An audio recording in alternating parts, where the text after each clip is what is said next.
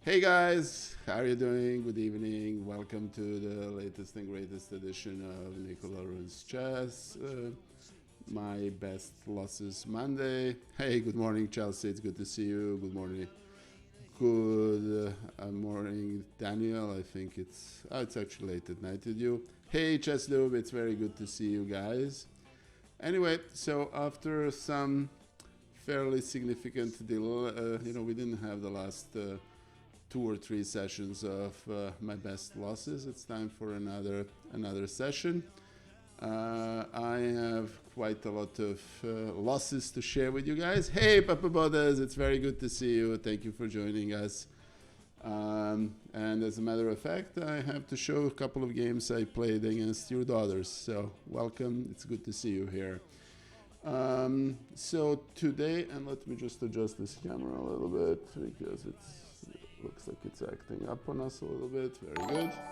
Hey, Ulon Kolofit, thank you for gifting a sub to Chelsea. So, due to the vagaries of my, various health issues and so on and so forth, the last sessions of my best losses Monday were not there. So, it's very good to see you guys. My recent matches have been reasonably successful, and I have a couple of things to recommend for you guys. One is chess tempo. I've discovered to be very useful in my attempts to study to improve my chess and to study tactics. In many ways, those tests go more in those puzzles go more in depth than once on Chess or chess.com. It's a free account. Give it a try. And yes, Chess Noob, I'm glad you'll be using. Thank you. Yes, Chess Noob, I agree. Chess Tempo is genuinely amazing. I've been practicing some mating patterns, and some of them prove to be very beneficial rather quickly. We'll see how it goes. Anyway, it's always good to see you. Also, please, if you haven't already, please give Daniel Demovsky a shout out and a visit and a follow. He is organizing quite a lot of matches and events on Chess, so give him a shout out. Anyway, so without much further ado, this is going to be that we're going to have slightly more games than we usually have. I'm going to show you 4 games that I played. 2 games were played against to Andrea and Alexandra Botez. Hey, Zakhan87. Hey, Twitch, let's go. Oh, it's very good to see you. Thank you, Davina. Thank you for joining us. It's very good to see you. Hey, Daniel, if you don't mind, let's give Davina a shout out if we could, please. Thank you. I had a very hard time picking games for this session because there were actually 3 matches that have been played. And in many ways, the quality of the matches was very interesting, fairly uneven, but most of the games were quite nice to play, interesting. And so I've selected to choose 3 losses and 1 game that ended up being a draw against Lile Koridze, and we'll discuss this as we go along.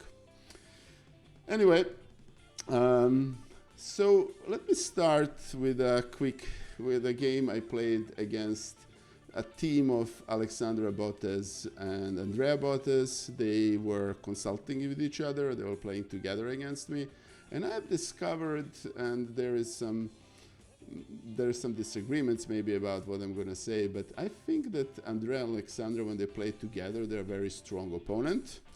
Andrea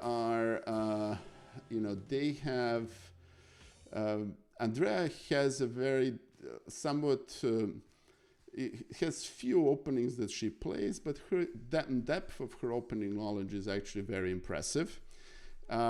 Which is something that Alexandra doesn't have, and also Andrea adds to the team an ability to eliminate Botez Gambit as as one of the factors of the game. So my understanding is that Alexandra and Andrea are probably together. Alexandra is now 2,300. I think she achieved that sense to avoid having to shave her eyebrows. But I think together they're very close to 2,400, if you're not over 2,400. Anyway, so this is the third game in this match that we played. We played 10 games. The score ended up being 6.5, 3.5 in their favor, which is a fair score. But lots of games could have gone either way. And this is a game number 3, and I have won the game number 1.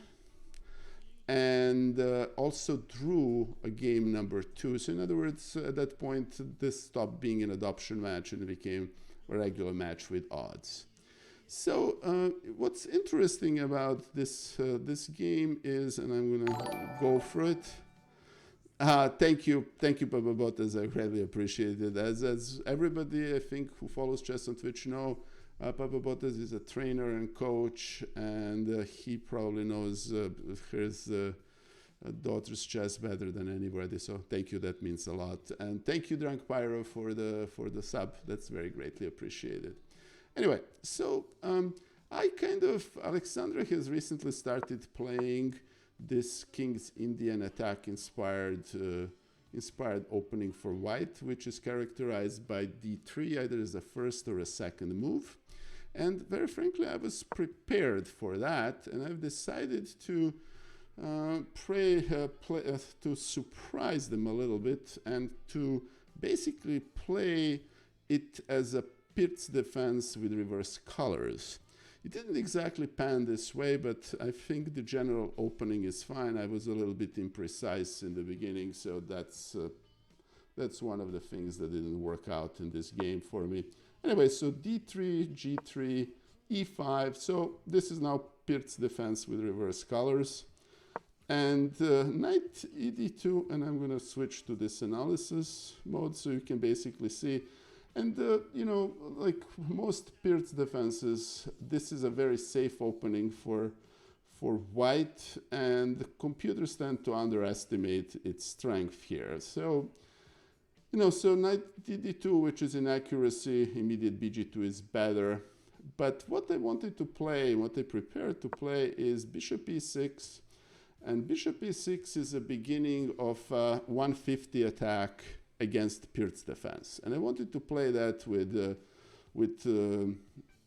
reverse colors. And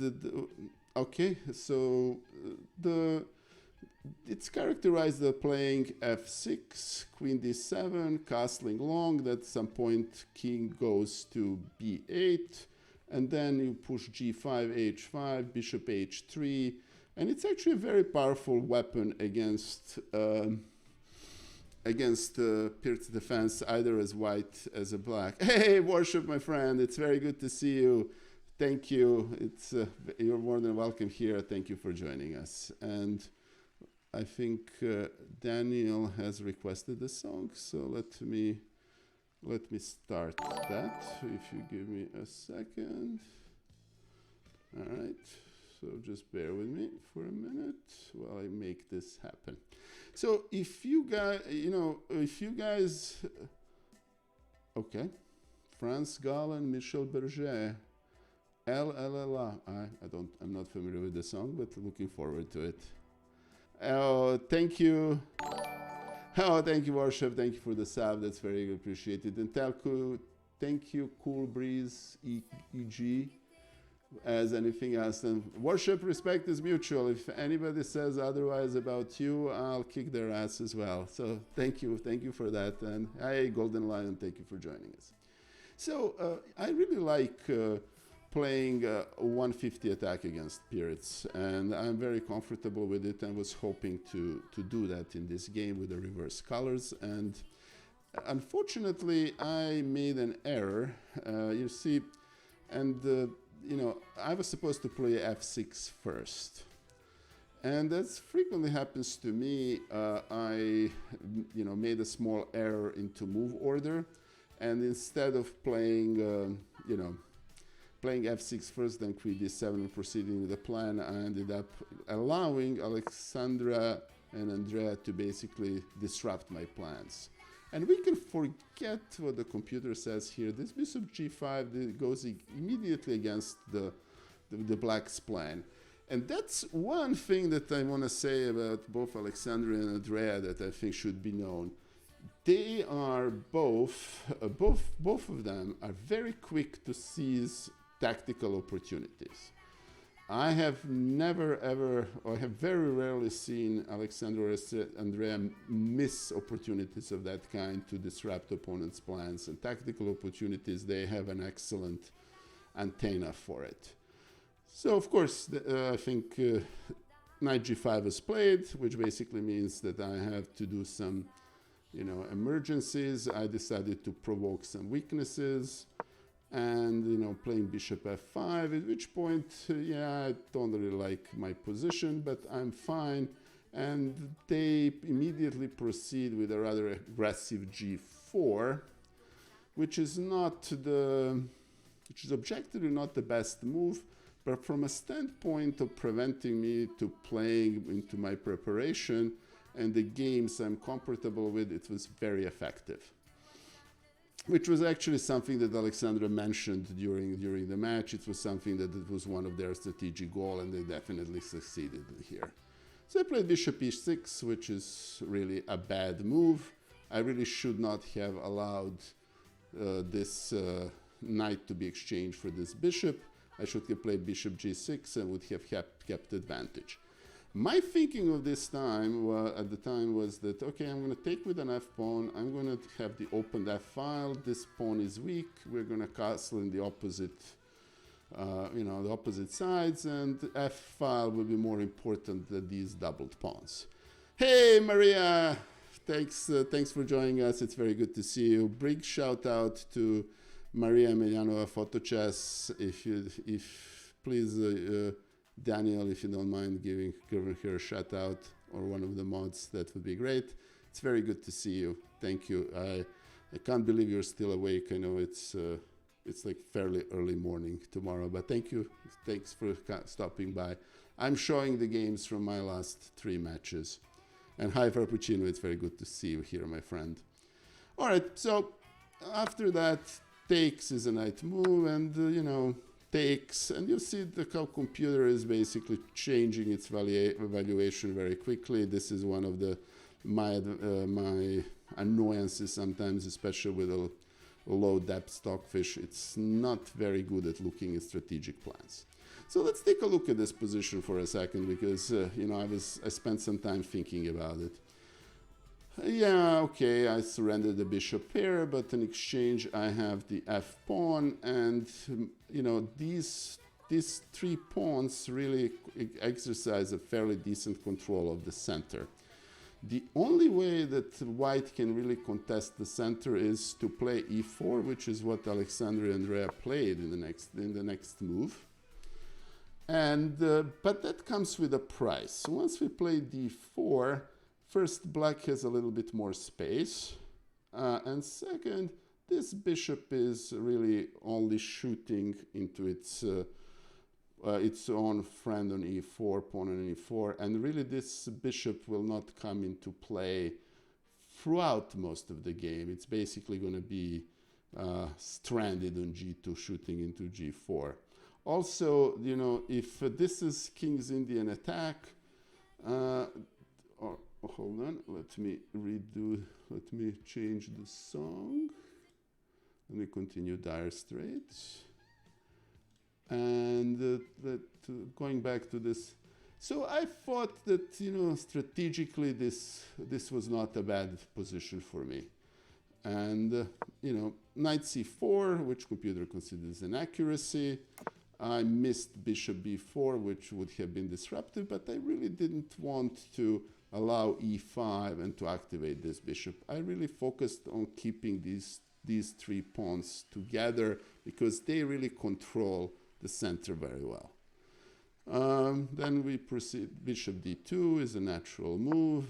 Bishop e7 is an inaccuracy. I basically was planning on playing knight f6 and then trying to provoke knight e5. Also was planning on doing bishop h4, which computer doesn't like, but oh well.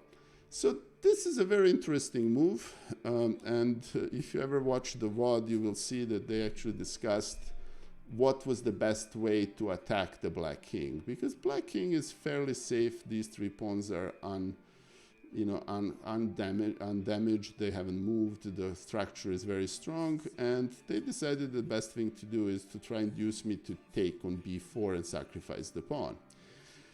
I actually spent some time thinking about it and have decided, and I'm very happy to see that the computer likes this move, to basically push b5 and eliminate threats of any kind of aggressive attack, because after white plays b5, where does this knight go? Knight a5 is not good.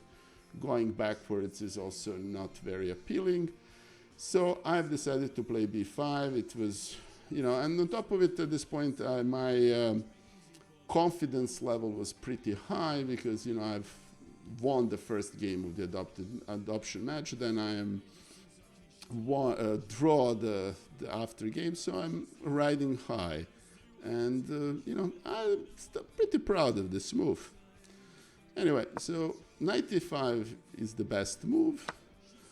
Bishop b4 is, now is actually a good time to take this. Computer prefers taking on a5, and that's objectively a better move, but I don't really hold any grudges against this move. Takes on b4, takes on b4, queen d2, and you can see that, both sides are basically trading best computer moves, which is pretty impressive. This is a rather sharp position. It's a complex position. It's a tricky position. This knight on a5, there is a question mark associated with it. This knight is undefended. This pawn on b5 is, it makes it easy for black to white to open the files. So, it's a very, very aggressive position. So, all right, c5. All right, computer preferred knight e6. I kind of figured that this is a multi-purpose move that defends the pawn on b4, kind of strands this, threatens c4, and it's I would love to have this position again. So let me change. Daniel requested another song. Let me play it. So I'm being very frankly hyper-aggressive, and I'm going to pay the price for this. Obviously, I'm showing this during my best losses. Okay, this is a song that, all right, that Asia Belankaya sang after. It's called Nicola. All right, very good. Thank you, Daniel. Let's listen to it. Anyway, so they elected to castle. I've elected to develop. Queen c7 would have been a better move, but if you look closer, you will discover that Queen e7 is actually, when it settles down, it's probably a second or third best move, and I really don't hold any grudges about it. I think it's a natural developing move. Rook b1, continuing the attack, a6, and a4. And here is one of the, if you want, a key positions in this game. If black allows these rooks to come into play and keep the knights here, the black is actually going to be pretty in a pretty bad shape fairly quickly. And I have a hard time here deciding what they want to do. This king is, really needs to run away. However, this is one of the situations when I wish that this queen was in a different, was not on d7, but what was on c7. So, if I could move the king over to the king side, that would have been an ideal possibility for me. Unfortunately, queen is on d7, and it's not really easy to move it, though you can possibly play queen c7. But instead, and I'm also happy to see that, that the move I made is the best move, I've decided to, borrow an idea from Karo Khan, in which, taking this pawn and ostensibly weakening the structure serves to the defender's advantage, because it's not immediately obvious how white can take this pawn. Another thing is that this knight, after a4 was played, is pretty much in a very good shape, because all of a sudden, if black plays c3, then this d3 pawn becomes pretty unsafe, and this battery on d file can come into play. And yes, Varship, exactly. The king, the black king is looking. What are you doing, my friend? Hey, Orange TV. Thank you. Good morning, my friend. Thank you for joining us. I'm showing a game I played against Alexandra and Andrea Botez. That was a third game of the match we played. Anyway, so to continue, I'm here. Understand that I'm playing very riskily, but I didn't consider myself to be worse. Also, knight c4 is a very concrete threat. Obviously, there is knight b6, and I found what I think is the best move, which is queen c7. That defends, and also, which interesting, it opens a space for the black king to escape. Knight g6 after knight c4 with, I so desperately wanted to get this knight on g6 and on f4, but I didn't have time to play it because, after knight c4, there was a concrete threat to play knight b6, and, and basically my queen is toast. So I didn't have time to play it. That was the idea about playing this knight e7 that actually computer didn't like. Anyway, so queen c7 is a very good, move. Thank you for the shout out. Yes, serious. Then all right. Hold on. Let me return to our dear friends from Dire Straits. And the analysis is not. It's useful, but you need to take it with a grain of salt. All right, so white takes on bishop on a4, which actually I thought at the time was a mistake, and the mistake is that that pawn was there for the taking throughout. Hey, 2511, it's good to see you. So you see, white has one strategic goal here that's not there. It is how if white manages to get this bishop into play, black is pretty much toast. So f4 was a great move, because even if it takes, then e5, activating this bishop at the cost of the pawn is a very strong move. And so also, if you look closer at this, at the black queen is performing two functions in this position. It's basically trying to keep this knight under control. There is this e5 pawn that's under threat, and then there is a nasty check on b6. So after exchange of these moves, I felt that my defensive position is much secured, because e5 pawn is reinforced. This knight is also now reinforced, and and I actually managed to miscalculate this. Yes, there is a knight a6, and which is what the ladies played. But that's actually not a winning move. It's actually a bad move. Unfortunately, I managed to misplay it because after knight a6, in other words, black is now rook up. Knight b6, I made a blunder here. And the blunder was that instead of taking on b6, I should have comfortably gone, and that's the computer variation. I should have done king b8, and after knight d5, queen b8. And I would basically have, the material would be equal, meaning I would have two rooks for the queen after the exchange. But interesting question here is, where exactly is this knight going to go afterwards? It's not immediately obvious how this, knight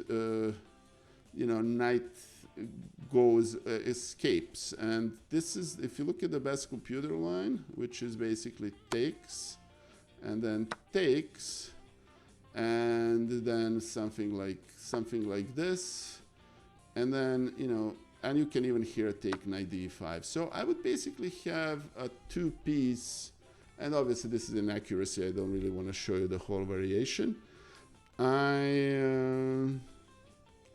Yeah, Amadeus Burrito. I have to say that I have a huge appreciation for an iron chair. Believe it or not, that iron chair was purchased by my wife as my graduation gift when I got my PhD back in 2001. And after 20 years later, it still goes strong. I really love the chair and highly recommend it. I'm cheap, but it's really nice. So thanks, Amadeus. That's very greatly appreciated. Anyway, I have a PhD in literature, believe it or not, although I'm an IT guy, but that's a long story for one of these events. So basically, I made here a blunder, and this is a type of blunders that I unfortunately routinely make. Instead of doing this, I took on b6, which is a blunder that kind of gives the game away. And I'm going to tell you why I guys made that blunder. Don't laugh at me. I was under the impression, stupid as it may seem, that I am going to be able to trap this rook afterwards. And I actually tried to do that, queen b5, and I'm basically, I'm chasing the rook. And unfortunately, I neglected to see that rook has a safe harbor on c4. Why on earth did I manage to miscalculate this so badly? I don't know, but I did. So now I'm in a little bit of a trouble. I have a knight, and I basically have a knight and a rook for a queen. I think I'm even a pawn down, but anyway. So I'm still chasing the rook, and the rook is kind of trapped. Of course, Alexandra and Andrea are now pushing f4, which renders this, and this is now really a lost position for me, and I played a few tricks. They made a blunder or two, and I should have played back knight on c6, which may even have held the draw, but at this point I'm down to 5 seconds and I lost the game. And I'll just show you last few moves, and this is basically game over.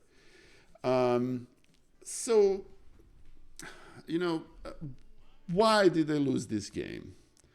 I lost the game for various reasons. First, huge credit to Alexandra, and I think it was Alexandra's idea to take advantage of this miscue in the beginning and play knight g5 to capture bishop on e6. That threw me off. Hey Lile, it's very good to see you. That threw me off. Number two, I've kept following the same flawed plan to keep this bishop on diagonal, playing instead, e4, or even better, bishop g6 would actually have been a good way of keeping the advantage. I can't really fault my play here. I think b5 was a really nice move. And huge credit for Alexander and Andrea for playing this game so precisely. I wish I had this position again. Knight b6, if I played queen b8 instead, that would have been a completely different game, but I am, this is the type of things that I sometimes blunder, and the fantasy of, trying to chase this rook, I don't know where that came to, but anyway. So all in all, not a bad game, and a game that's actually typical for a match in which you have plenty of excellent moving plays and quite a lot of blunders. I played the Botez gambit. Alexandra and Andrea blundered the rook a couple of times, and obviously it was a very friendly match, but it was good. And I'll play this game again, and there will be a moment when I think I will be able to find moves like queen b8 as opposed to taking on b6. Anyway, so that's the first game. That's the first game I played, and I'm just hey Lile, what's going on, my friend? Oh, okay. I'm sorry, and please.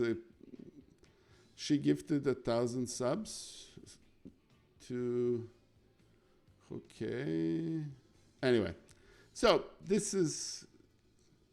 Hey, Papa Botez, thank you. I'm glad you like the analysis. I think both your daughters should be proud of this game. It was a good game, and the second game is a game that we also played against a team of Alexandra and Andrea. This time it was a game in which Andrea was the one making the moves.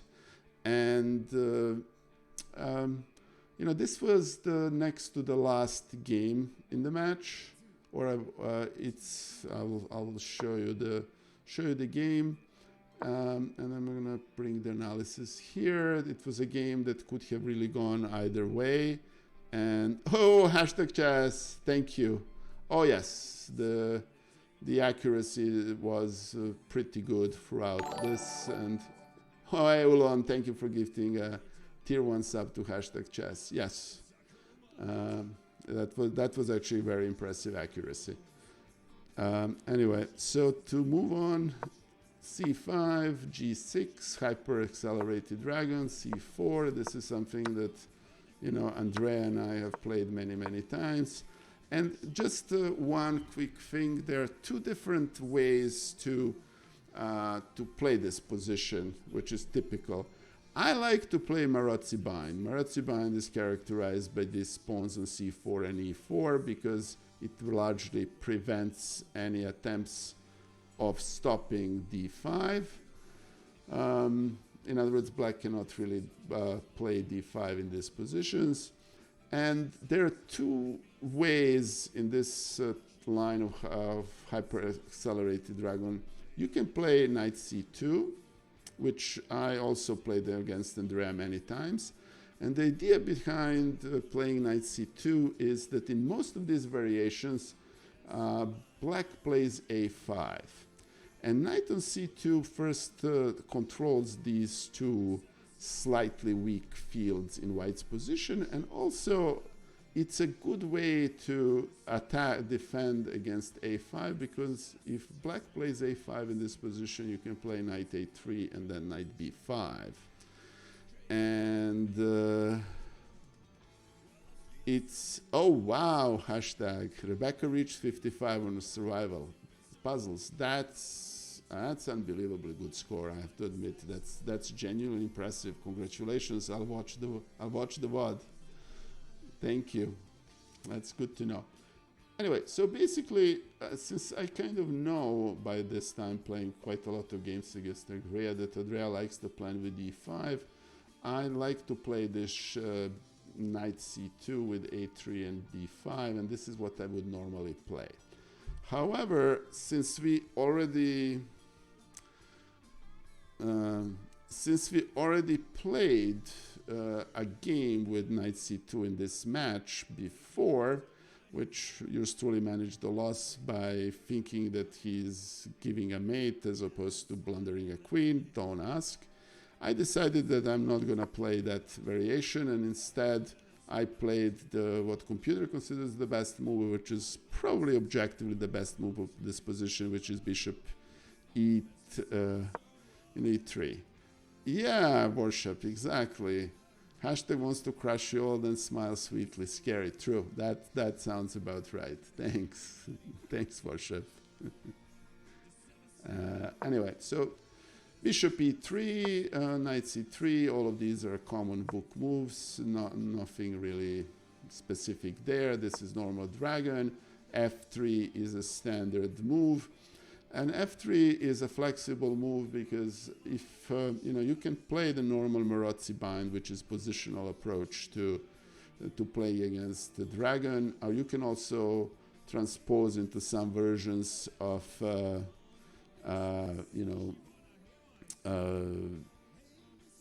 Yugoslav attack with g4, h5, and so on and so forth. I have usually find it beneficial when playing against Andrea and Alexandra to treat hyper-accelerated dragon as a positional opening. Hey, Mohammad, my friend, it's very good to see you. Thank you for joining us. That's very good to see you.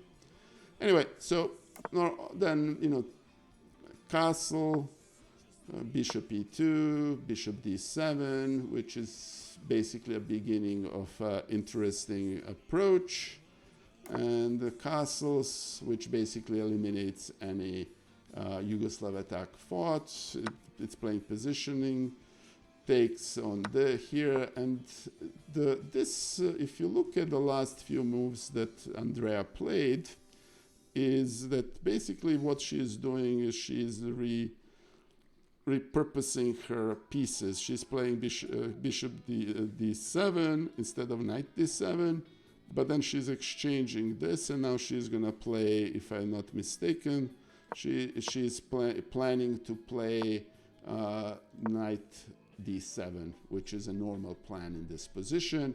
And interestingly enough, computer prefers black not to surrender this dark square bishop in this position, and a5 with the threat of a4 is very common in this position. And we played few games before, testing this strategic plan.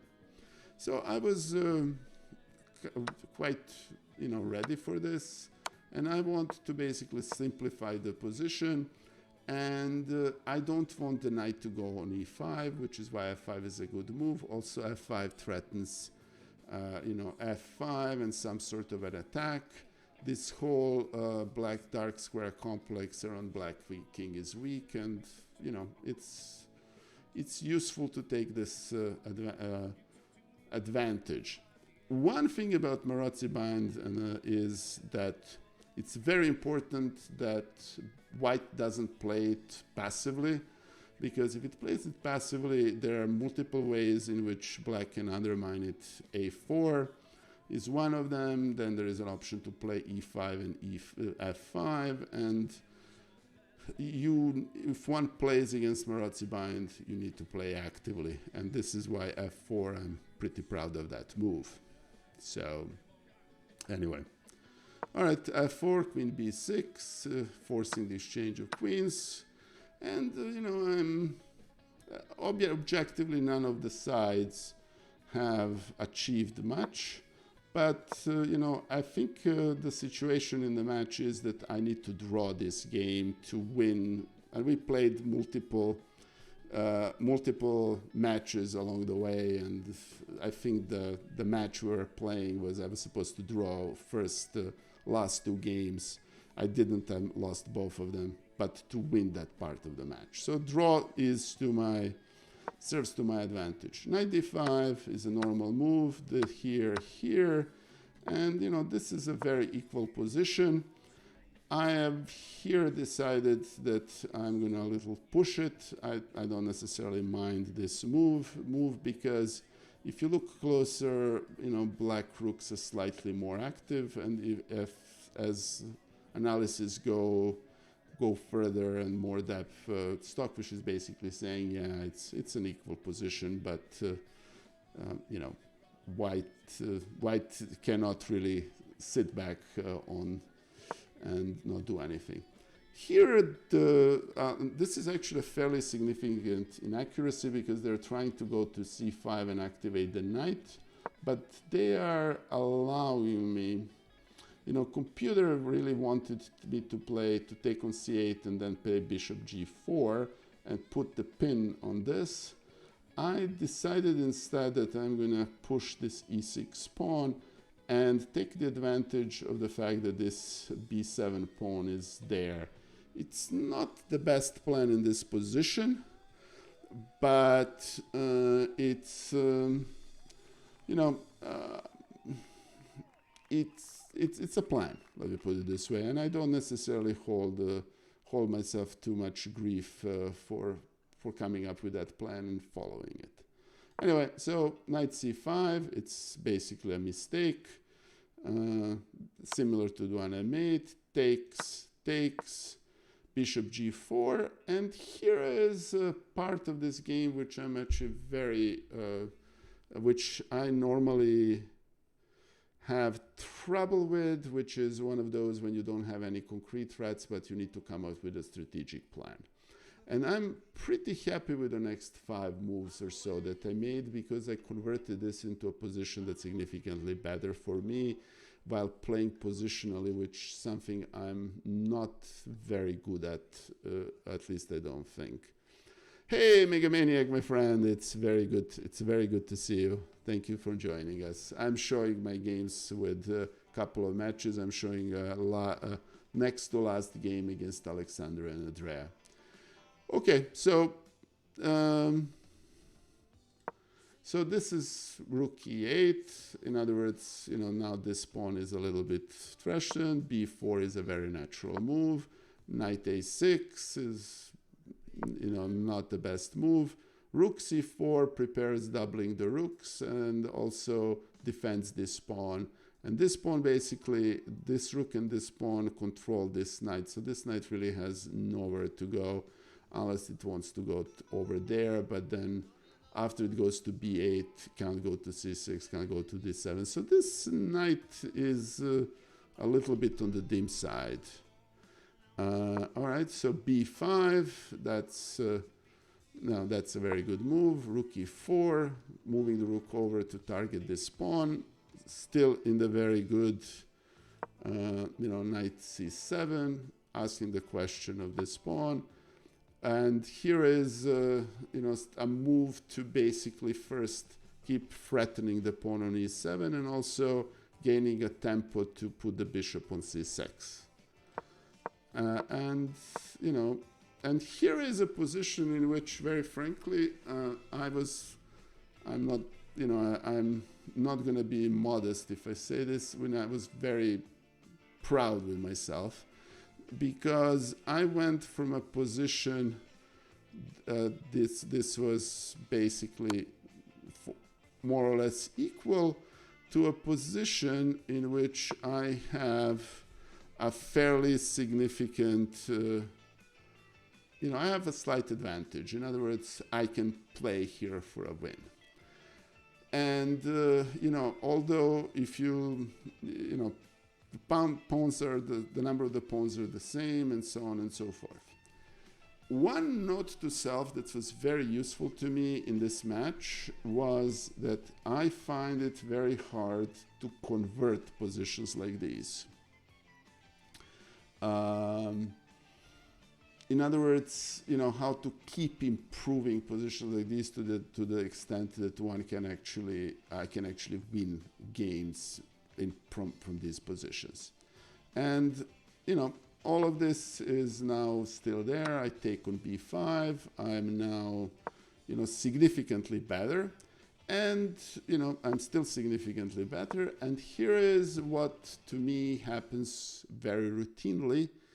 I start, Lile, thank you, but you have been improving so much recently that you're very close to a FIDE title. You and I played a few games. Apart from one game in which we played Caveman Caro-Kann, you beat me rather handily, but that's very kind of you to say. Thank you, my friend Lile.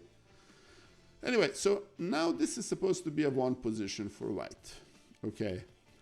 And what happens, unfortunately, too frequently in in my games here is Amadeus Burrito. You can challenge me now. I'm looking forward to it. Thank you. Anyway, so I'm here starting to make errors. To this day, somebody somewhere at some point is going to explain to me why on earth I played this bishop f1 as opposed to bishop c6. I looked at this and I'm questioning myself. Okay, I'm not that low on time. Why I didn't play bishop c6? I don't know. Anyway, that gives away a lot of thing, and I keep making blunders. I'm basically gifting this pawn. I should have played rook b1, and I'm pawn up, and there are no threats. But I'm gifting ladies the pawn, and all of a sudden, 3 stupid moves later, I'm in a position in which I need to struggle for a draw.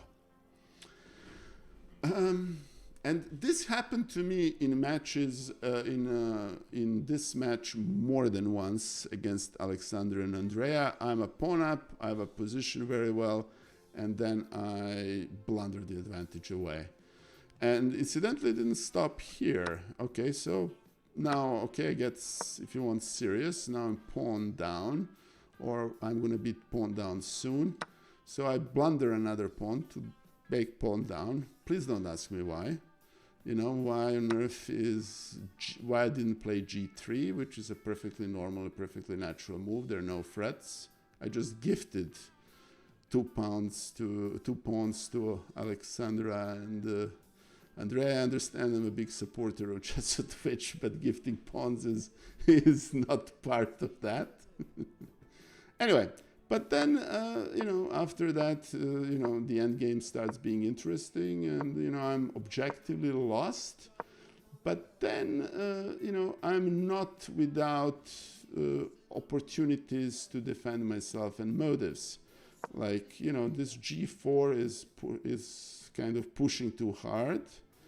And, queen g3 is an inspired move. I kind of like it. Hey, Botez live. That actually requires a little bit, a little bit of explanation. It started being a match to 6 wins in which Alexandra was spotting me 2 wins. So I was supposed to win 4 to win the match, and she was supposed to win 6. And Andrea was supposed to commentate. Then on a Zoom call before we started this, started the match, we said, why don't we play a match, you and Andrea together are much stronger, so why don't we play an actual, adoption match? And we agreed to do that. Then I actually won the first game, therefore defeating the adoption. Then we basically said, okay, let's continue, but let's have it an odds match. At which point, and I think we agreed that it's going to be, they're going to keep playing together, but then it's going to be to 6 wins, and they spot me 3 games, Alexandra and Andrea together. Then I think the score of the match became 4.5, 3.5, and we enjoyed playing, and we wanted to play some more, and then we said that, let's still make it 6-4, and then it became, in the end, the match ended up, I lost those last 2 games, and it became 6.5 and then 3.5. So it requires, requires a little bit of explanation.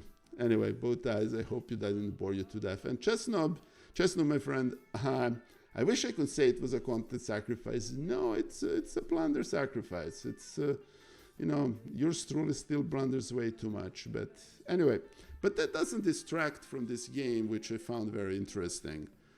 Anyway, so takes h4, which wasn't a good game, and all of a sudden, as you can tell, Andrea and Alexandra is not treating this perfectly. Computer likes White's position. And why does it like White's position? Because White actually has a passed pawn, and actually 2 doubled passed pawns, and also the White king is significantly better. And and to my defense, yes, 2 minutes versus Yours truly still doesn't know how to avoid time trouble. Hopefully on the days that will come.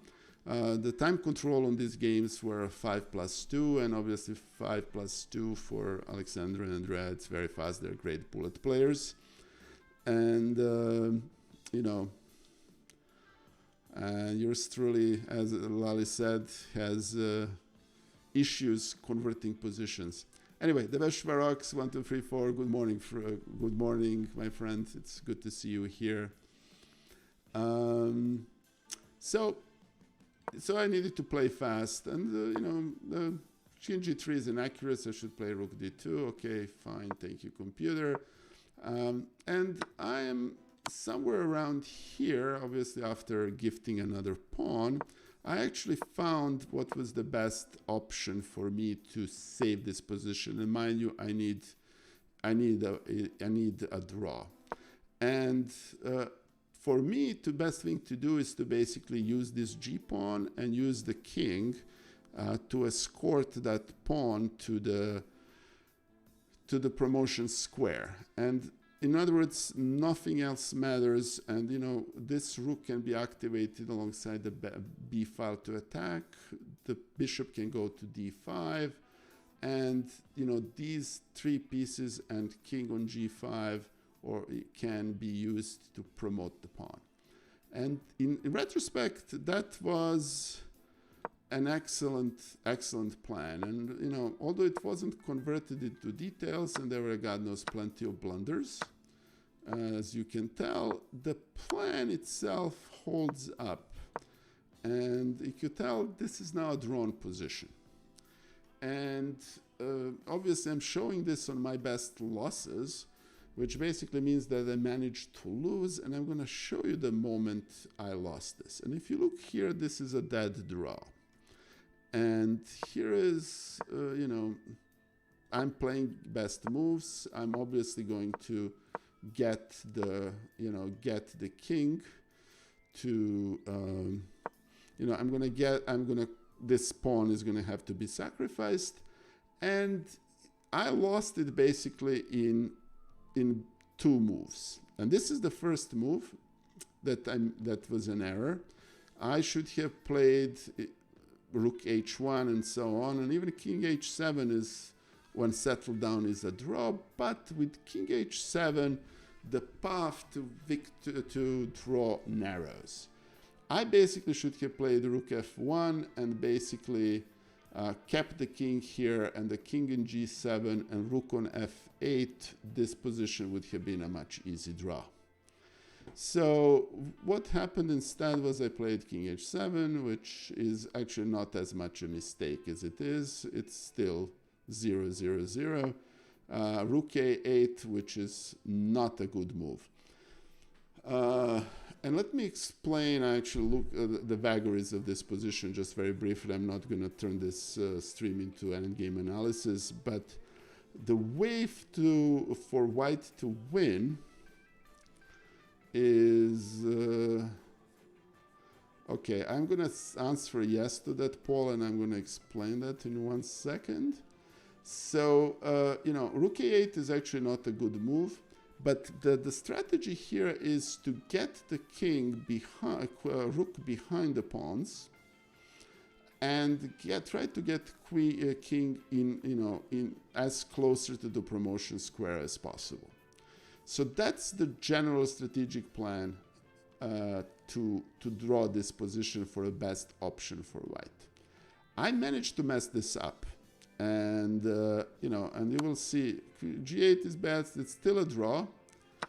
And rook g8 is obviously the only move. And here is the key position in this game, and the reason why I lost the match, and not that it matters that I lost the match.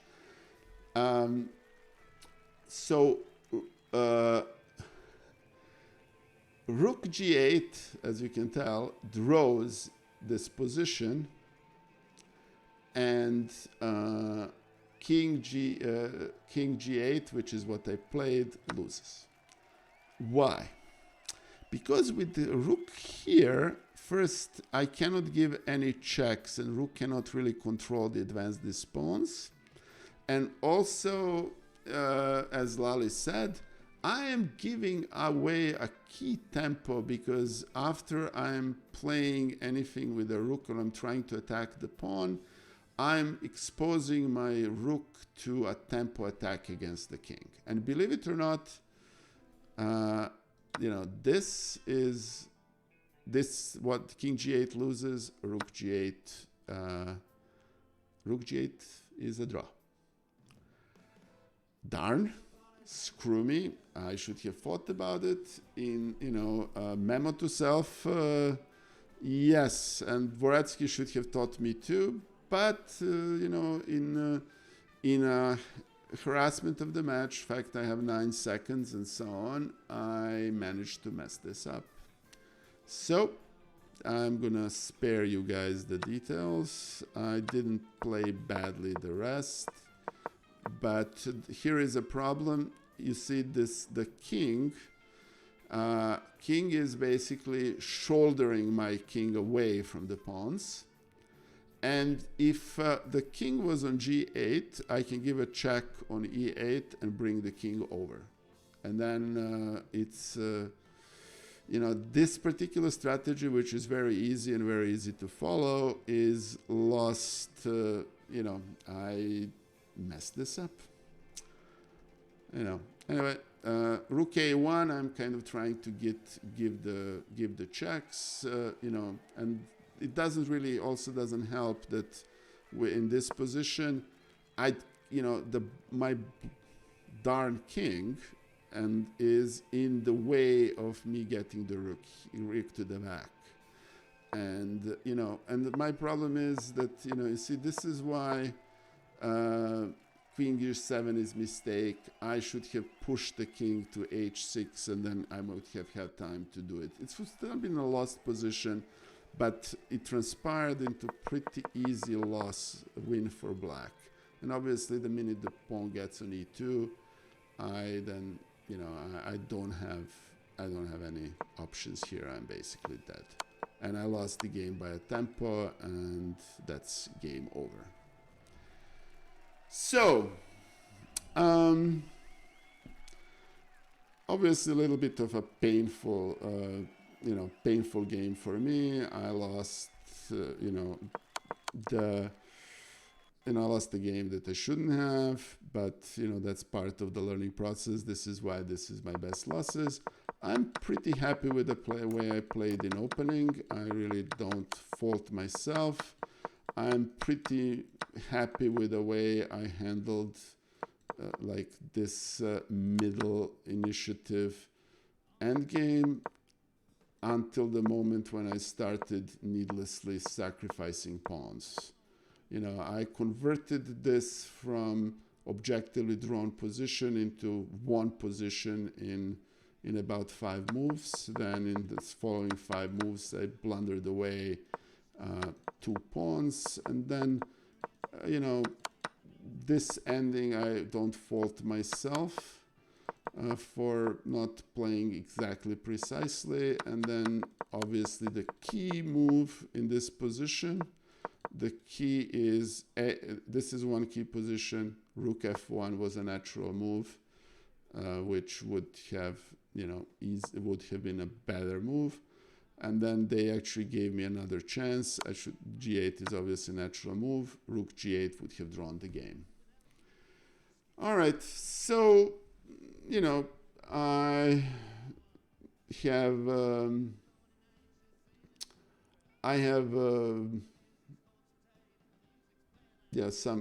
I'm not obviously happy with, not drawing this game. That would have meant that the match would have ended, I think, 5-4, which would obviously, 4-5 for me, meaning 4 games against 5 games in Alexandra and Andrea's favor, which is a good result. But I learned a lot playing this match. I have made plenty of blunders, both online and offline, against streamers and in the pool, missing some key end games in these situations. That's something I need to learn, and I desperately need to learn. Oh, thank you, Mega Maniac. I'm glad you enjoyed the game. That's actually means a lot. You know, I think once I learn how to be more comfortable converting these positions, that's gonna be very good experience.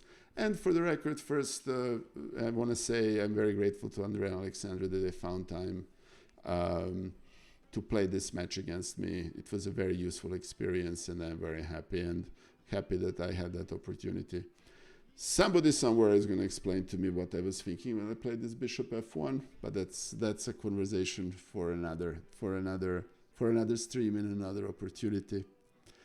All right, so next is, and please guys don't laugh. I played a very tough match against Lile Koridze not this last Sunday, but the Sunday before. And did I miss a raid? If I missed the raid, I apologize. I'm sorry. Thank you, Bullet Mercenary, and thank you guys for joining us. You guys who have joined us, this is my best losses Monday. I'm showing the games I've lost against streamers, and I believe that one best learns against losses, so which is why I'm analyzing these games on stream. Anyway, so this is a game against a very tough match against Lile Koridze, who I firmly believe is probably one of the strongest lady streamers on Twitch. Her tactical instincts are absolutely impeccable. She's a great player. She's a great streamer. She's a dear friend. You know, she goes on a tournament and comes back with a title, and immense respect. And let's give a shout out to Lile. If you don't watch her, just please watch her. There is a lot there to be learned. And yeah, she's young. She just started playing. She's also, you know, playing in Georgia, which has lots of very strong players. I'm quite sure that Lile has a very bright future in front of her. She is a very tough opponent for me because she is a very strong tactical player, which is very, very impressive for me to watch. And she always outplays me. And anyway, I was very lucky to avoid adoption in that thing. All right. But before I delve into this game, I just want to say one thing. All right, the fact, the last poll, the fact that I haven't been adopted by a lady player is not. I obviously appreciate it, but it's simply the accident of scheduling, and the simple fact that there are more lady streamers on Twitch that are the strength, that's kind of target strength for me, which is about between 2,100 and 2,300 than there are male streamers. If I can induce Anna Muzichuk or Chess Queen to play against me, Alexandra Kostyanyuk, I'll get killed very quickly. So, I'm quite sure it would be an easy 10-0 for them. I did get, so it's really the question of, opponents and so on. And God knows there are plenty of strong female players that can easily adopt me that, frankly, I don't want to face. So it's not my choice to do that. And yeah, I'm looking forward to playing Alexandra and Andrea against me. I don't think I'm ready for it, to be honest, Chess Noob. But it's gonna happen. And yes, the LG142 Lile is very strong. I watched her play Alexandra Kostyanyuk, and I watched her have a completely won match against Alexandra Kostyanyuk. Elizabeth Betts would be also a tough opponent. I agree. So. Anyway, as I said, we have a surprise opponent on this Sunday, and I'm going to leave it at that. So, all right. To go back to this,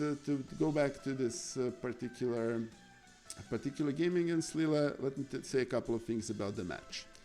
The match, what I found very hard to play against Lile's handling of King's Indian defense.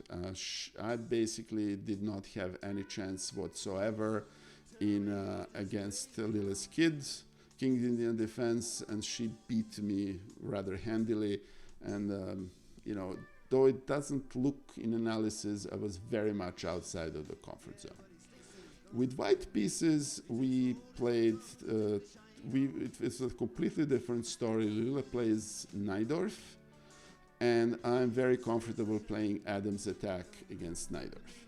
And just so we're on the same page, this is a game 7 of the match, and this is the last game of the match. This game is a draw, and it's a draw because you will see it was an absolutely fascinating game in which, if you look here, this particular thing could have gone the other way. And I won game 5. It was almost a perfect game. My accuracy was something like 98%. Computer really loved it. But I'm very comfortable in this defense against Najdorf. And I played it against many very good players, including Danya, including Cecil Oserno, including my dear friend and international master Mark Esserman. Basically, it's a G-H3 Sicilian, and I'm very comfortable in playing Adam's attack. And honestly, I do not care what the computer says here, and I'll explain what I mean. What computer wants me to play, and I'll illustrate. You see, computer considers knight d2 not to be the good move. What computer wants to play in this position is English attack, which basically means bring the knight on b3, push f3, g4, and so on. I'd be very frank, and obviously Stockfish is the world champion of its all, and let me put it this way: I will never play an adoption match against it's not Stockfish would easily adopt me, obviously. So, but I prefer to play this h3, g4, bishop g2, Adam's attack type of positions, in which although white has this control of a d file with this surprisingly strong bishop of g2, there is a knight, these pawns are there, and white has one strategic decision to make. Is white going to play f4 and castle long, which is one potential plan, or it's going to castle short and then keep the pawn on f2 but still attack on the king side? It's a tough question to answer, and I have this, I really don't have a preference. It's really it's a time of the game thing. It really depends on what black does. Black can play a6, b5, and then bring the knight to c5, and then start contesting on the queen side. That's normally this. Yes, Arangul, it looks like a bad bishop, but it really isn't, because it reinforces this d5 control, white's control over d5.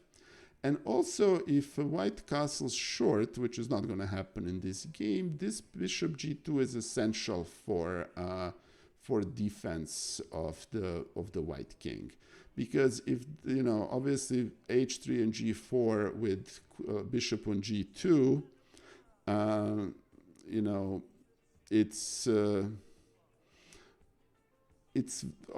the king is much safer with bishop g2 than if bishop were on b3, which would be in some version of the English attack. So I hope, yeah.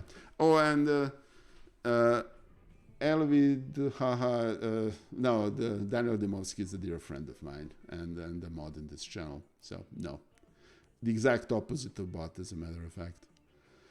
All right, so anyway, h6, good move, and I decided to castle long, and knight d5 is not the accurate move. And here is the thing: I've decided to play this game very very sharply, because when you're playing a very strong tactical player against Lile, if you allow her to play mid-level tactics, she's always going to beat you, and that's what happened to me so many times. I find her a very difficult opponent to face, because her tactics are impeccable, her tactical vision is superb. But when she needs to defend, it's a different story. So I really wanted to play this very sharp. Hey, National Master Dale, it's very good to see you. Thank you for joining us, and thank you, Ali Lewis, for joining us. All right, so takes, and here is where I kind of, and I'm gonna indulge into a 10-second rant against computers. Okay, it's an accuracy. You know what? Forget it, Stockfish. This is a perfect human move. I'm planning to castle long. I want to have the open file. A knight here basically prevents any jumps on d4, and not that there is an immediate threat to this. It's there. It also prevents any queen g5 excursus. It's a better move. Yes, it's doubled pawns, but who cares? I'll play that any given day. On top of it, there is a motive here in which black can take on d5, and that's actually one of the very common motives here, and then white can just play e4 and have a very nice pawn structure. So anyway, so forget Stockfish. Anyway, so knight f6, and castles, knight d7, as I mentioned. You want to play, if you're black, you want to go to c5, and then you want to push a6, b5. This pawn is obviously a little bit weak in this position, and yeah, National Master there, the pawns have doubled their pleasure. Anyway, knight f5 is a normal move, and you see the evaluation. I felt very comfortable in this position. This d6 pawn has a question mark for its health. It's not that easy to defend either. It's a nice position here, and on top of it, if black takes with an f5, gf5, and it's all of a sudden a very, very comfortable position for white, because there is a g file opening. And anyway, so knight c5, h4, that actually is not a good move, but anyway, b5 is a common motive, and I wanted to remove this bishop here, but not the best move, but well. b4, b3 is one of those moves that I'm going to probably need to spend some time discussing and analyzing, because I found it when I play Adam's attack with long castle, more often than not forced to play, because you have this knight c4 option, you have this, when these pawns end up being on a5 and a4, you don't really want to open the a file, so b3 almost becomes a necessity. I have yet to figure out how to handle this need for b3, and I agree it's a very uncomfortable move to make, and I agree that it's actually not, this wasn't the time to make it, but anyway. a5, and you can tell that this has basically become a position in which, the question is which king is going to get mated first. Takes on h6, g6, and here is a position that I was kind of aiming for. It's really, pieces, pawns do not matter. What matters is which king is going to get mated. And, I'm very happy with this position. h5, a bishop takes on b3, takes on the b3, obviously then a pawn, otherwise this attack becomes very dangerous. And here is my,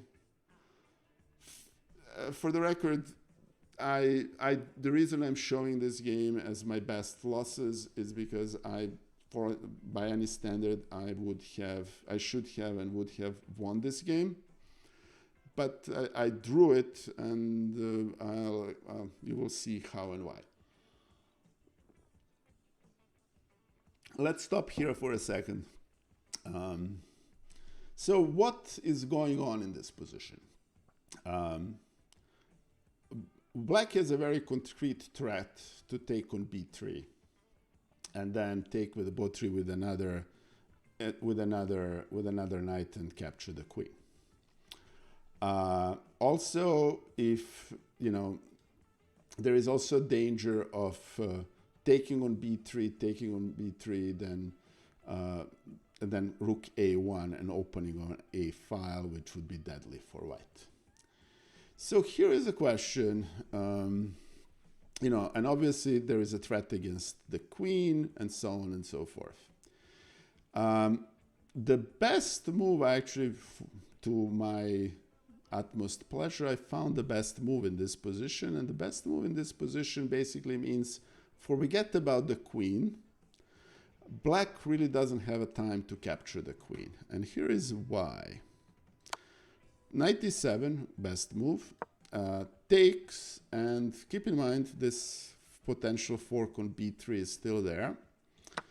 Take on g6, and all of a sudden, here is a question. The best line for the computer is to play this, and I'm going to actually draw the moves. Okay. Here, and then you can play, the best move is king b2, and then let's assume, just for the sake of it, black takes the king, and the problem is that this is mate. Hey, Road to Chess Master, that's great. And I saw this. Hey, Frappuccino, it's very good to see you. So basically, black doesn't have time to take, the queen. And the best, so the best line for, for black, and then we're going to actually follow it, is to take, and then play here, and then basically, play rook a2, and then after queen b3, and here is what's interesting in this position, and I looked into this. You see, all of a sudden there is no mate because this knight is pinned, is to take on d2, and then there is a g7 and so on and so forth. Somebody's gonna, the problem here is, and I'm gonna go back to the beginning position, and then I'm playing this, and I'm playing this against Lile Koridze, who probably has the biggest combinatory tactical vision of everybody. And what am I doing? And she played knight g6, and that eliminates the threat of that mate. And I still have 45 seconds, but this is one of those positions that you can shave with. And I played queen g2, huge blunder. All right, whatever, thank you. But I'm removing this knight b3 threat. And and to huge kudos of Lile, she actually finds, and it will turn out to be the best move in this position, which is bishop f7. And believe me, if you look at Lile or on longer, bishop f7 is actually the best move in this position. And and now I'm here, have 28 seconds. I have a very sharp position, and I have decided that I'm gonna keep pushing.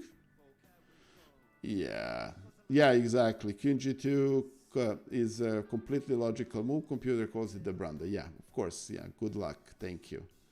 So white is still winning, but look at this. Then rook g8 is still a mistake. I make a huge blunder playing queen f7. I should have played queen g7 and take with the g7. And then actually, I'm going to show you what is what is the best move. Queen g7, a rook g7, and it takes on g7. And then you can basically play this, and this is a huge advantage for white. I challenge anyone to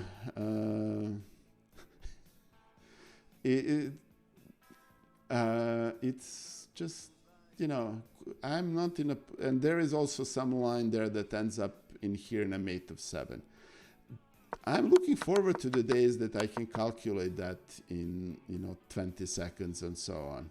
Anyway, hey, I beat GM Studer. It's very good to see you. But no, that's not true. There are quite a lot of ladies that can adopt me. And, if I ask Anna Muzichuk to play adoption match with me, I'm definitely going to lose,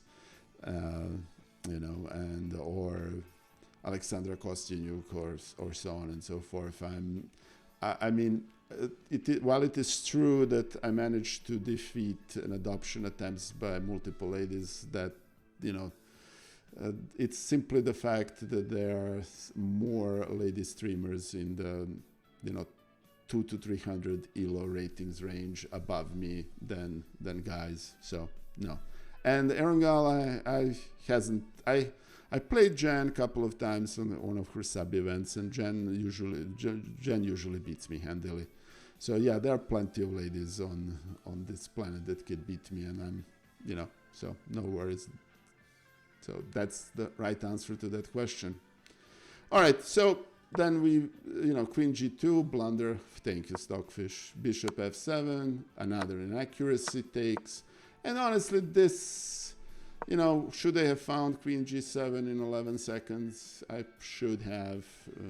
As I said, tactics are still not one of my strong points, but I didn't find it. And then, again, a blunder from a very strong WFM. Queen B2, another blunder. Thank you, Stockfish. Queen C4, and Rook A3, and. Okay, so if you look closer, the best move is actually to take on c4. If you play the second best move, which is the one I played, it's actually a drawn position. But if you play then the third best move, it's immediate mate on a5. So, Queen c2, mistake, Queen c3, blunder. Lile should have played Rook a2, Rook a3, and Queen c2. And here is a huge blunder on Lile's part, in which point, the best line here is mate in 14 moves. Okay, thank you. The commentator and Anna Maya was actually commentating this. I should have just taken on c3, and that would have been enough. But very frankly, this is one of the vagaries of these adoption matches. Adoption matches is that I win if I draw, and I defeat a half adoption match. And, with 7 seconds left, I really didn't want to, didn't really want to risk anything, and I put it into a draw. So I know this is my best losses, and I understand, and I really wanted to show you guys, this game, because frankly, if you look at this report, this is a type of game that could have easily gone either way. And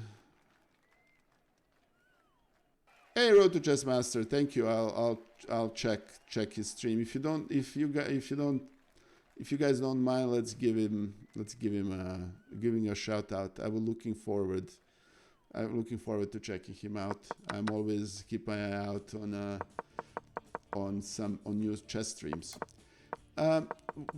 So what I like about this game is that this was a type of game that I kind of hoped to play against Lile, and I actually did manage to win one game against her in a similar situation. But it's a very wild game that I really enjoyed playing, and it could have gone the other way. I was basically this attack, believe me, when you have 11 seconds and you're playing and you have Lile Koridze playing against you, this looks like very close to being mated, to be very frank with you. I felt like I was at the edge of the razor blade here. I was very uncomfortable in this position, and this, Rook A2 would have drawn the game, but this looked, Lile didn't have much time, and I really enjoyed this game, and I wanted to share this with you guys.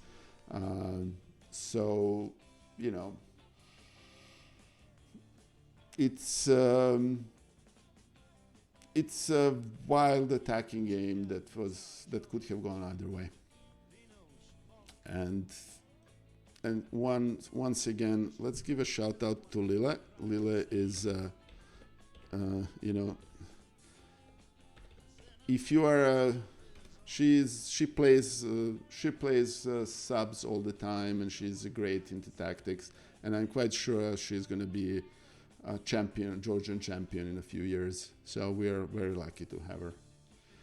Okay, so that's game number 3, and now the shortest match of going back to the shortest match. Thank you, chess.com, for server crash. Anna-Maya and I only played 2 games. This is the first game that I lost. I managed to win. She basically blundered a mate in a better position in game number 2, and then when we wanted to play a half adoption match afterwards, server chess.com crashed and wouldn't come back for about half an hour, after which we basically played marbles. And for the record, I think I got adopted in marbles. I think it was awful, but anyway. So let me just mention a couple of things before. Anna-Maya is a very strong player. She is actually until Anish Giri brought his wife to join Dutch Chess Federation. She was actually a member of the Dutch National Olympic team. Sopiko Gurimashvili, I think, had just registered with the Dutch National Federation. She's very strong player. She's a very strong positional player. She's a great lady and a great streamer. Let's give Anna-Maya a huge shout out. And I was, I've had some difficulty preparing for her. She plays Caro-Kann black, and she plays this very positional, and I'm gonna show first few moves, version of Yu Lopez with D3 as the 5th move, which almost feels like an Italian game. And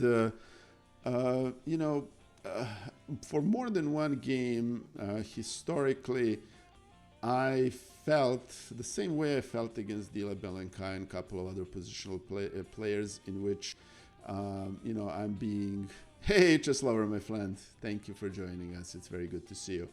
I felt like I was being squeezed to death by a python, one small squeeze at a time. And this game was interesting because this was the very first game in what was supposed to be an adoption match.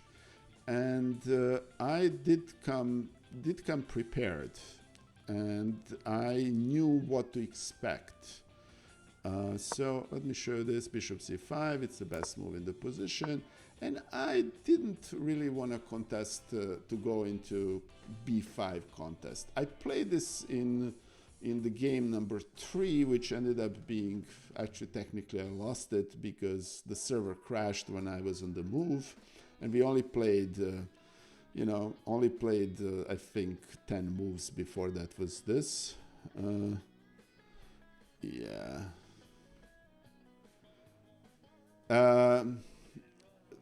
I beat GM Studer. Yes, I actually asked her to keep it because I think, and I'm actually going to share that emote with everybody in here. It's the baby is so cute, and I asked her to do it. So yes, and where she's being rejected by the adoption agency due to poor play. That. I don't think that Anna Maya played that badly. Very frankly, I think people who and one of these days I'm going to play an adoption match in which I'm trying to adopt someone. I think it's actually hard. Winning against someone 10-0 is very hard, and also knowing that you cannot draw, and it's your one blunder from losing an adoption match. So yeah, as far as I'm concerned, Anna Maya doesn't need to do that, but I think that emote would actually be quite funny. So anyway, well, I'll actually quote you and I'll tell Anna Maya what you said if you don't mind, and we'll figure that out. So okay. Anyway, so b5 is the best move in this position, but and I know you're kidding. No worries. Thank you, my friend. I prefer d6 because this makes this whole position rather, straightforward, and this basically starts feeling like an Italian defense. And, bishop e3, computer considers an accuracy. I think it's a perfectly legitimate move. It opens up the f file. It strangles potential d4. And, it's fine. And, best move is to take b5, which is also the best move. And, bishop c2. And then knight g4, which is not supposed to be the best move in this position. But I kind of didn't want to play this game positionally and decided to go in and try to mix it up a little bit. And, knight, the normal way to play this position is to basically play knight e7, play knight g6, and then play c5, and lock down the center and the queen side. That's the normal way to play this position. I kind of wanted to play this a little bit more tactically, and I think. Although the game, I ended up losing this game, I don't think this was a bad decision. Queen e2, f5, again, not the best move, but in line of trying to play this aggressively and tactically against a positional player, which I think is a perfectly legitimate match choice. Yes, I'm absolutely out preparing opponents because for for me, this is a learning exercise. I'm trying to get better, and obviously, I don't think I'm saying anything inappropriate. Is that I care more about the result of these matches than the people I'm playing against. It's perfectly fine. Anyway. Bishop b3, which is not natural move, takes, and here we're in a situation in which, by any objective standpoint, white is better because this bishop is very strong, this knight is slightly misplaced, this is a future, these 3 pawns are the future of a very, very great center. However, and then there is obvious threat to bishop d5, which is actually what's going to be played in this game. h3, best move, knight h6. Obviously, we don't we want to keep this F file open and contested. On top of it, this knight here can potentially jump on F5, and it's actually fairly well placed here.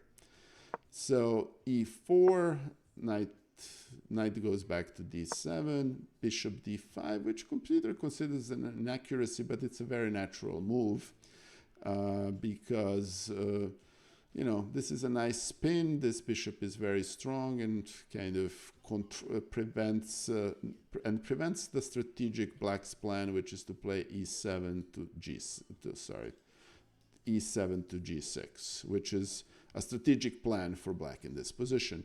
So I'm not necessarily disagreeing with this assessment, but I think it's an overestimation of level of inaccuracy here. Rook b8, a topical move is to play b4, which is going to be played.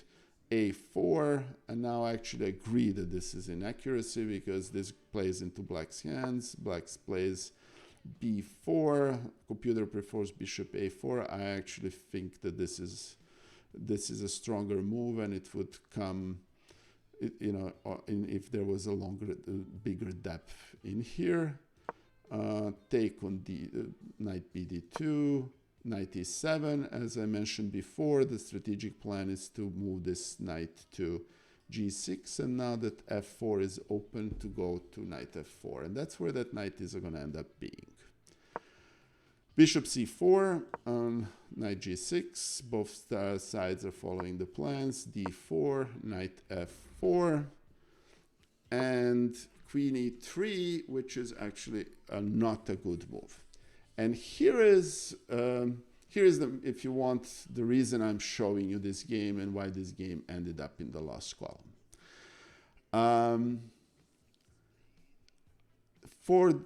Throughout here, if you look, you guys can see this. You see all black moves, like the next 4 moves, like queen e7, take on c3, rook f6,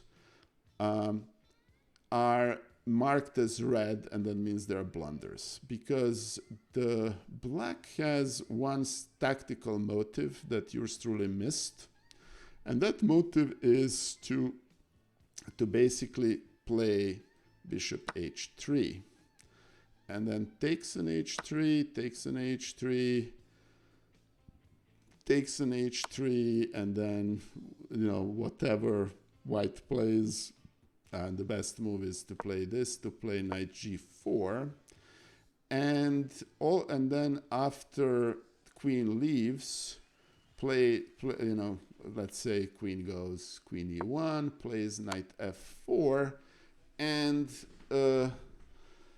then whenever that king goes, and it really can only go to g1 and h1. Hey, Hedgehog 1963, it's very good to see you, my friend. Thank you for joining us. There is a motive here to play queen e8 and then queen h5, and this attack is very strong, because if the queen goes to h5 and then rook comes on f6 and g6, that white king is going to get mated very quickly. Okay, so to be very honest with you, I play riskier sacrifices in this, and this one was pretty good opportunity that stays there on the board forever. I don't know why I didn't play it. I didn't play it, obviously, when I should have, because I don't know. Maybe because it was the first game of the match, and I wanted to, play it safe. Because honestly, I was assuming that this position I have a draw.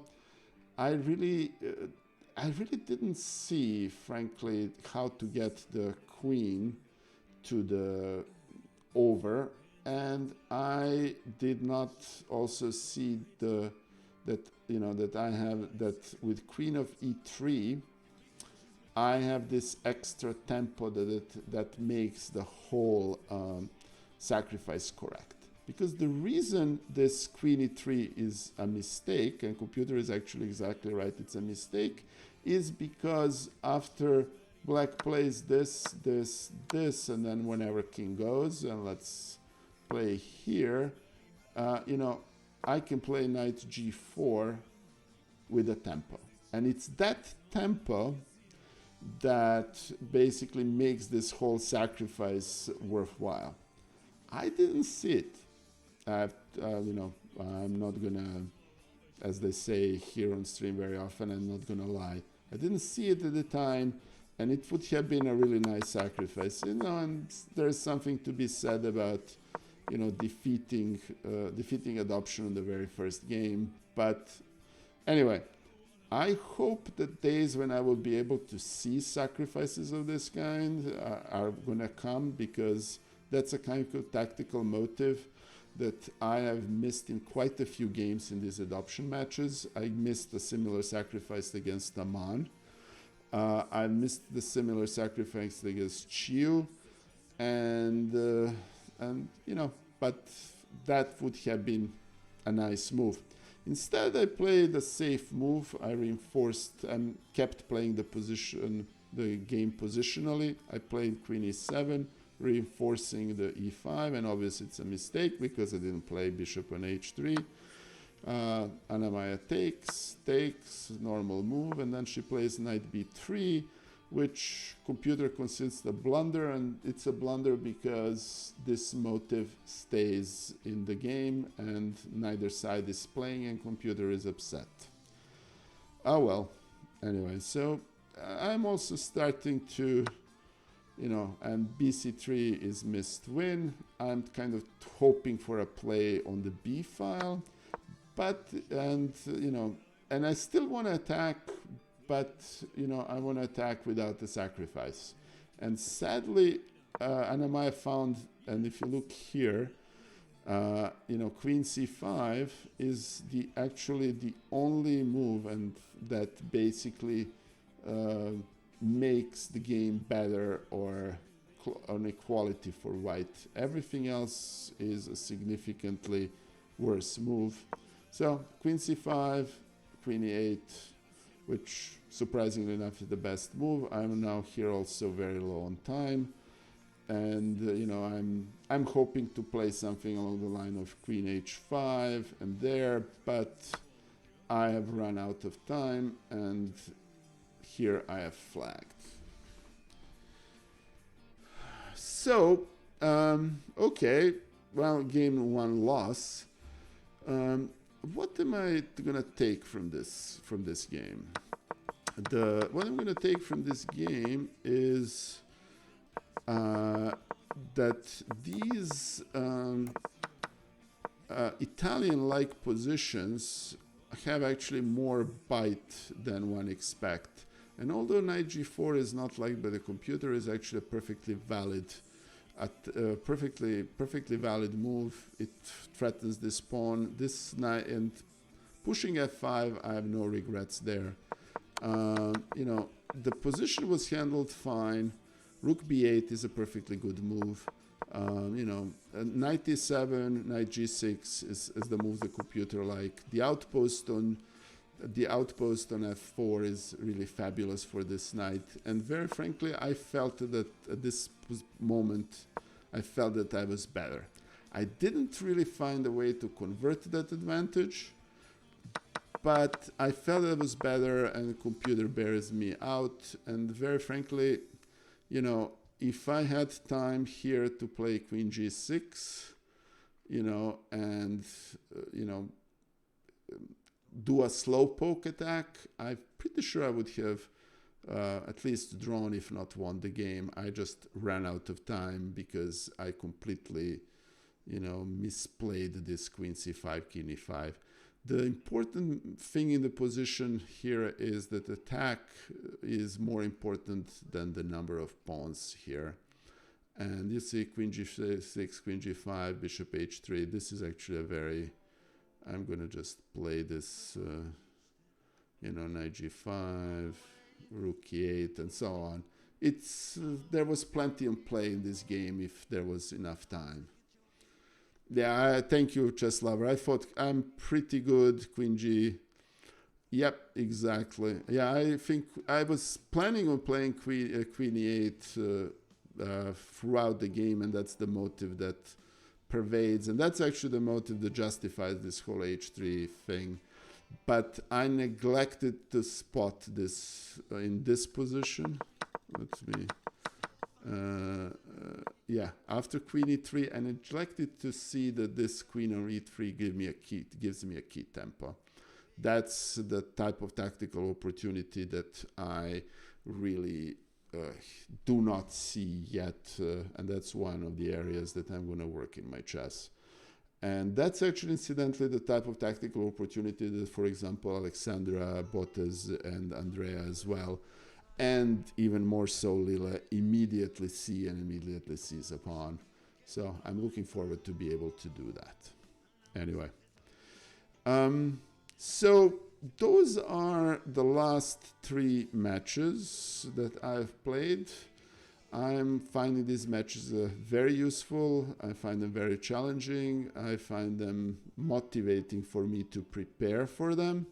So I'm probably going to continue doing them. The match on Sunday is going to be a surprise, and I'm going to announce it on Discord and Twitter.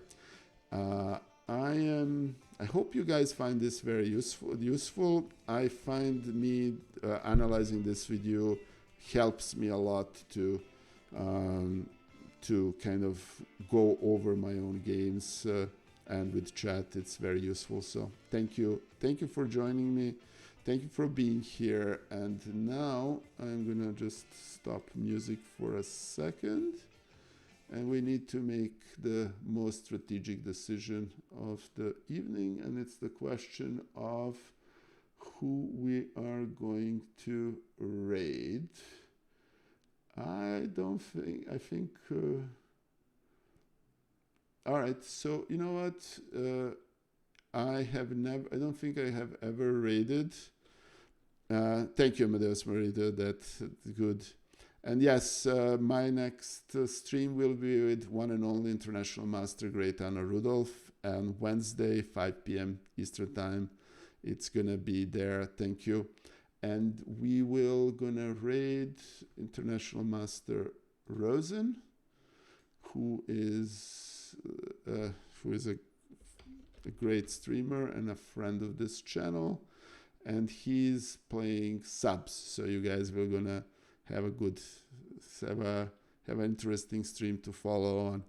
Thank you guys, thank you for joining us. Thank you, I beat Jim Studer. Thank you Chess Lover for joining us. Thank you everyone. Thank you Chess Noob. You guys have a good night, and looking forward to seeing you around and seeing you on Wednesday. Bye guys. Bye Daniel. Thank you Hedgehog. Raid is gonna happen in, let's see, in a few seconds. Thank you. All right. Very good.